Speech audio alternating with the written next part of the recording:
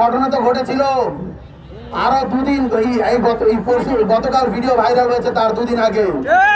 আপনাদের কাছে কিন্তু সবগুলো ভিডিও, এই ভিডিওগুলো ছিল, এভিডেন্স ছিল, অথচ মেইন স্ট্রিম মিডিয়া এই ভিডিওগুলো কিন্তু সামনে আনে না।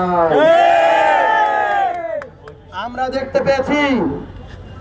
দেখতে পেয়েছিলাম ফ্যাসিবাদী হাসিনার আমলে মিডিয়াগুলো হাসিনা কিভাবে কব্জা করে রেখেছিল।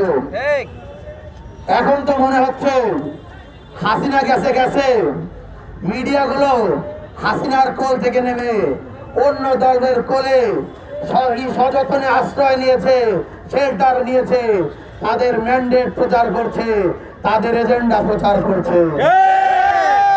মিডিয়াকে বলবো, আপনাদেরকে বলা হয় রাষ্ট্রের পঞ্চম স্তম্ভ স্বাধীন গণমাধ্যম একটি গণতান্ত্রিক রাষ্ট্র প্রতিষ্ঠার অন্যতম শর্ত।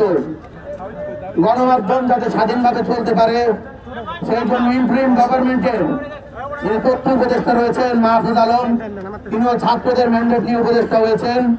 তাকে বলবো মিডিয়া যাতে স্বাধীনভাবে কাজ করতে পারে সেই জিনিস নিশ্চিত করার দায় এবং দায়িত্ব আপনার।